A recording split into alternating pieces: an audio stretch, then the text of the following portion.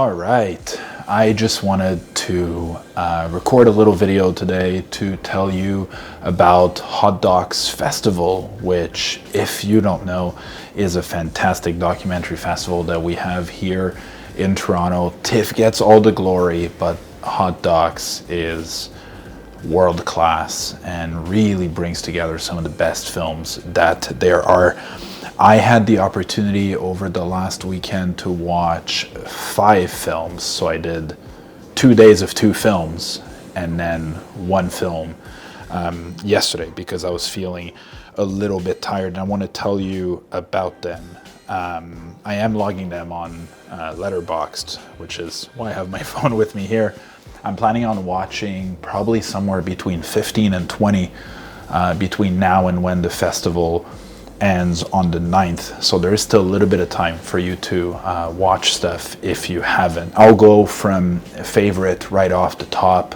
Come Back Anytime was a lovely Japanese film about an elderly ramen maker and his wife who own a small restaurant in Tokyo. In this film, I didn't expect to like it so much, but it was very sweet and it worked really well and had music throughout in a way that would have felt unjustified in most cases, but here somehow worked. And it talks about building community and friendship, and yeah, it's one of my favorite things that I've seen this year. Highly recommend it. Come Back Anytime. The other one that left an impression on me is a film called Lost Boys, which is a Finnish film about 3 young, troubled youths that get out of prison and decide to go on a bender in Thailand and Cambodia. It's an odd film. It's very collagey. It includes cell phone footage. It includes some artistic, really shallow depth of field footage, and also hidden camera recordings. It's visceral and difficult to watch and contends with some issues that are pretty difficult. It does get right up to the line as to, is it okay, and are we are we depicting those Southeast Asian countries as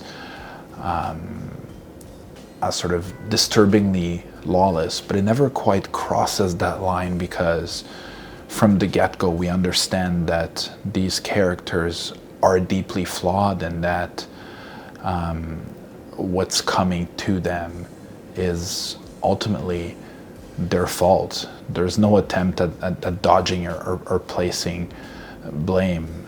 Anyway, it's a very difficult film, but it has a couple moments of true brilliance. You can read a little bit more in my review, again on Letterboxd.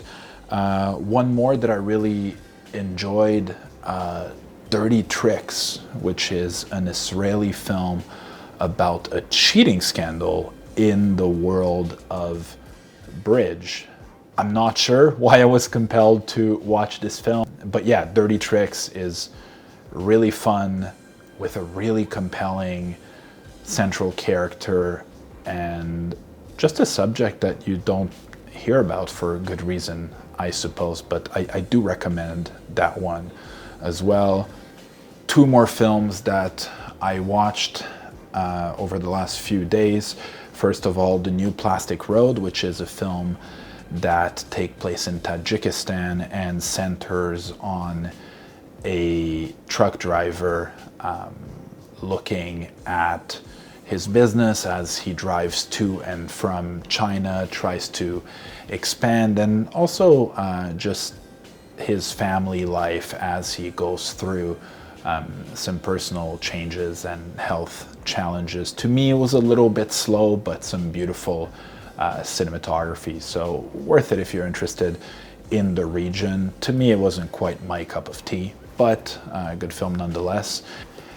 And lastly, Artificial Immortality, which was, I believe, the opening film and is a Canadian film, largely set in Toronto. It deals with a lot of ideas from transhumanism and the idea that we can extend our lives, our earthly lives, by transmigrating some of our experiences and thoughts, and to some extent our soul, into machine, into artificially intelligent devices. To me, it felt a little bit TV-like at times. I would have liked a vocabulary that centered more on the characters and got to a little bit more of the heart of the director, asking the questions. But the topic certainly incredibly interesting, and some of the people featured in the film, of course, really high level thinkers. So also worth a watch if you are into AI and think about your own mortality. I still have probably about a dozen films to watch, 15 if I get to where I want to be, but really excited about what's left of this year's Hot Docs. It ends May 9th, and if you haven't had a chance, go on the site, check out the selection. It is so broad. Anything that you're into, you can probably find a film that deals with it. The beauty of this festival is that you get to watch works by directors that you may not know about, content and countries and places that you may never have heard of. It's a great way to learn about the world and maybe a little bit about yourself. Enjoy.